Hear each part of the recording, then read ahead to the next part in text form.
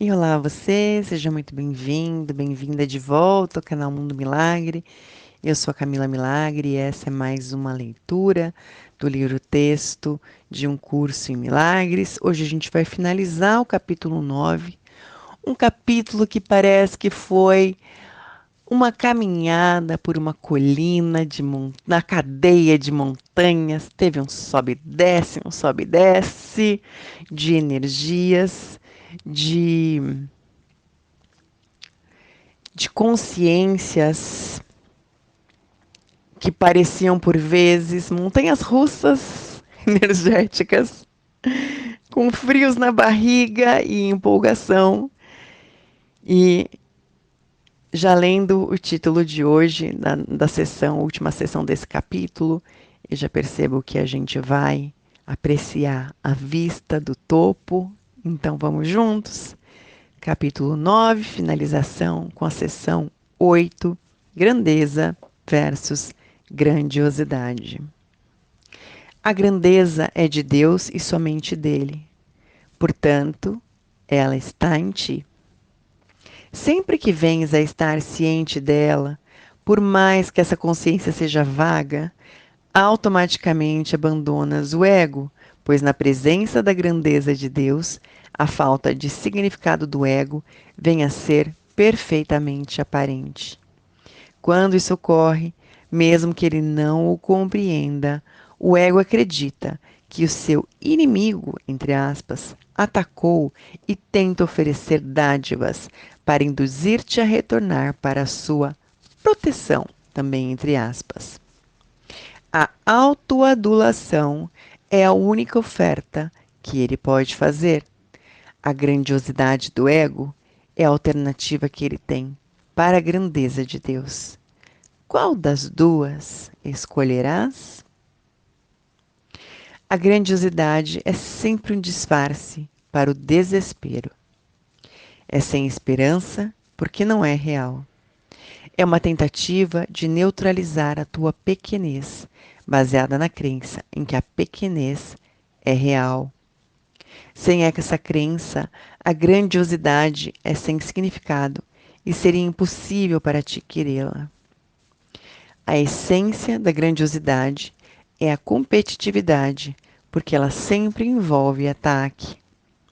É uma tentativa ilusória de fazer melhor, não de desfazer. Dissemos anteriormente que o ego vacila entre a suspeita e a perversidade. Ele permanece suspeitando enquanto tu te desesperas e passa para a maldade quando decides não tolerar o autoabatimento e procurar alívio. Então, ele te oferece a ilusão do ataque como uma solução, também entre aspas. O ego não compreende a diferença entre grandeza e grandiosidade, porque não vê nenhuma diferença entre os impulsos para os milagres e as suas próprias crenças alienadas. Eu te disse que o ego está ciente da ameaça à sua existência, mas não faz distinções entre esses dois tipos muito diferentes de ameaças. Seu profundo senso de vulnerabilidade torna-o incapaz de julgar, exceto em termos de ataque. Quando o ego vivencia a ameaça, a única decisão que toma é se deve atacar agora ou se deve retirar-se para atacar mais tarde. Se aceitas a oferta de grandiosidade dele, ele ataca imediatamente. Se não aceitas, ele esperará. Interessante isso, né? Parece, me traz à tona quando a gente vai acumulando coisas, né? Vai acumulando frustrações, vai acumulando percepções, vai acumulando pontos de vista, como se a gente estivesse fazendo uma bombinha de caca. Olha, minhas bombinhas de caca sendo criadas, prontas para explodirem, prontas para atacar. Quem será a vítima do meu ego? Eu mesmo? O outro? Ou sempre eu, porque o outro não existe? Se você não aceita, ele espera. E voltando ao texto. O ego fica imobilizado na presença da grandeza de Deus, porque a grandeza dele estabelece a tua liberdade. Mesmo o mais leve sinal da tua realidade literalmente empurra o ego para fora da tua mente, porque desistirás de qualquer investimento nele. A grandeza é totalmente desprovida de ilusões e, porque é real, é convincente de forma constrangedora. Entretanto, a convicção da realidade não vai permanecer contigo, a não ser que não permitas que o ego ataque. E aqui eu vou marcar essa frase. Entretanto, a convicção da realidade não vai permanecer contigo, a não ser que não permitas que o ego a ataque. Lembra que o curso fala que só existe uma coisa que é real? Sabe qual é? E aí o texto continua. O ego fará todos os esforços para recuperar e mobilizar as suas energias contra a tua liberação. Ele te dirá que és insano e argumentará que a grandeza não pode ser uma parte real de ti devido à pequeneza na qual ele acredita. No entanto, a tua grandeza não é delusória, pois não foste tu que a fizeste. Fizeste a grandiosidade e tens medo dela, porque é uma forma de ataque. Mas a tua grandeza é de Deus, que a criou a partir do amor dele. Em função da tua grandeza, só podes abençoar, porque a tua grandeza é a tua abundância. Abençoado a retens em tua mente, protegendo-a das ilusões e mantendo-te na mente de Deus. Lembra-te sempre de que não podes estar em nenhum outro lugar, exceto na mente de Deus. Quando te esqueceres disso, entrarás em desespero e atacarás. Então, a chave para bombinhas de caca carinhosamente cultivadas por nós e a maneira de desativar as bombinhas de caca, destruí-las, descriá-las, desfazê-las, é lembrar sempre que a gente não pode estar em nenhum outro lugar, exceto na mente de Deus, pacificada, amorosa, tranquila, que é o que a gente é. E todo o resto não é a gente. Não é a gente. E quando a gente se esquece disso, é quando a gente entra em desespero. Então, a solução para a gente desativar, destruir, descriar, desfazer as nossas bombinhas de cacas é sempre lembrar que a gente não pode estar em nenhum outro lugar, exceto na mente pacificada, purificada, liberada, amorosa de Deus, que é o que nós somos. E o texto continua. O ego depende apenas da tua disponibilidade para tolerá-lo. Se estiveres disposto a olhar para a tua grandeza, não podes te desesperar e, portanto, não podes querer o ego. A tua grandeza é resposta de Deus ao ego porque é verdadeira. Pequenez e grandeza não podem coexistir e nem é possível que se alternem. Pequenez e grandiosidade podem e têm que alternar-se, já que ambas não são verdadeiras e estão, portanto, no mesmo plano. Sendo esse o nível da variação, ele é vivenciado como variável e os extremos são as suas características essenciais. Então a gente lembrar que pequenez e grandiosidade são do ego. Grandeza são suas e de Deus. Ou seria, a grandeza é sua e de Deus. Acho que é isso. E o texto continua. A verdade e a pequenez negam-se uma à outra, porque a grandeza é verdade. A verdade não vacila, é sempre verdadeira. Quando a grandeza te foge, tu a substituíste por algo feito por ti. Talvez seja crença na pequenez, talvez seja crença na grandiosidade. Entretanto, não pode deixar de ser insana, porque não é verdadeira. A tua grandeza nunca te decepcionará, mas as tuas ilusões sempre o farão. As ilusões são enganos. Não podes triunfar, mas é exaltado. E no teu estado exaltado, buscas outros que são como tu e regozija-te com eles. É fácil distinguir a grandeza da grandiosidade porque o amor volta para ti e o orgulho não. O orgulho não produzirá milagres e irá, portanto, privar-te das verdadeiras testemunhas da tua realidade. Então, vou marcar aqui, ó. O orgulho não produzirá milagres e irá, portanto, privar-te das verdadeiras testemunhas da tua realidade.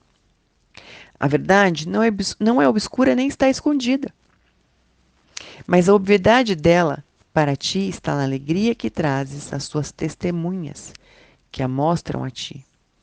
Elas atestam a tua grandeza, mas não podem atestar o orgulho, porque o orgulho não é compartilhado.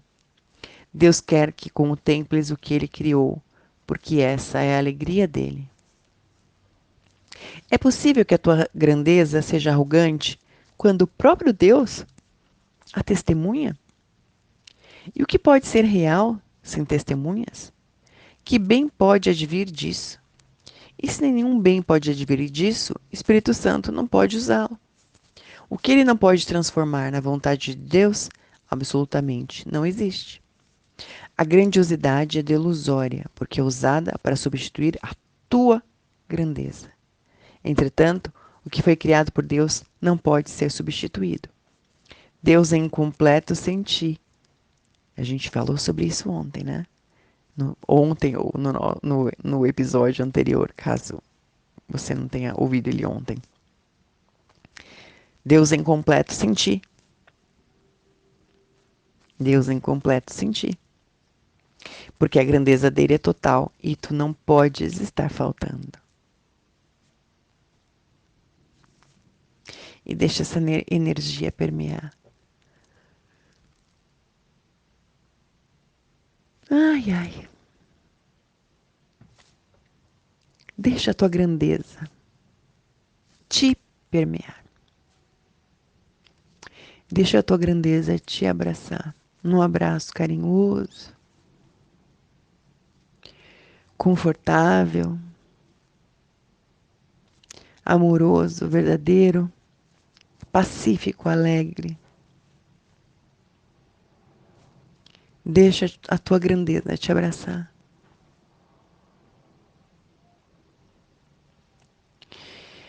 E voltando ao texto.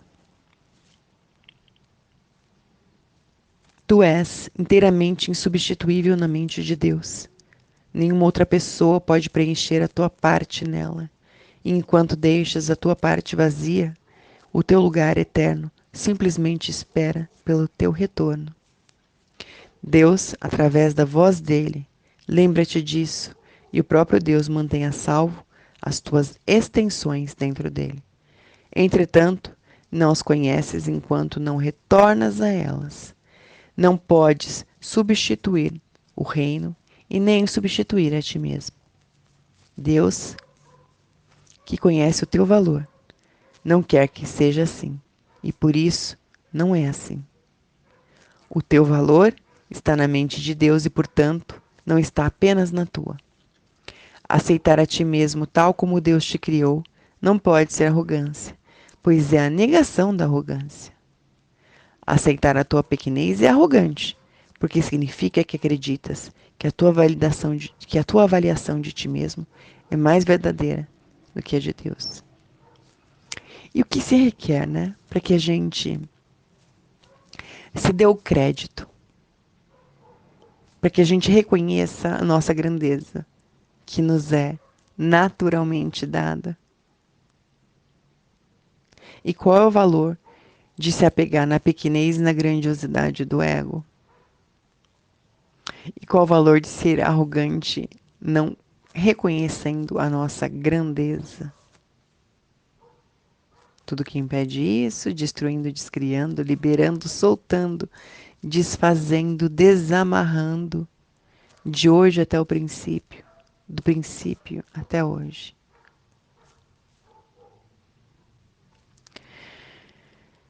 No entanto, se a verdade é indivisível, continua o texto, a tua avaliação de ti mesmo não pode deixar de ser a de Deus. Não foste tu que estabeleceste o teu próprio valor, e ele não necessita de defesas. Nada pode atacá-lo, nem prevalecer sobre ele. Ele não varia. Meramente é. Pergunta ao Espírito Santo qual ele é, e ele te dirá. Mas não tenhas medo da sua resposta, porque ela vem de Deus. É uma resposta exaltada devido à sua fonte, mas a fonte é verdadeira, assim como a sua resposta. Escuta e não questiones o que ouves, pois Deus não engana. Ele quer que substitua a crença do ego na pequenez pela sua própria resposta exaltada quanto ao que tu és, de modo que possas parar de questioná-la e a conheças assim como é. E assim se encerra esse capítulo 9, que eu espero que tenha sido uma contribuição para vocês, como foi para mim, uma caminhada por uma colina de montanhas, uma cadeia de montanhas, na verdade, com muitos sobes e desces, no plural, mas com muito empoderamento a respeito do que a gente verdadeiramente é e o que se requer para que a gente abrace essas ideias, mesmo não acreditando em Deus, não acreditando em nenhuma palavra.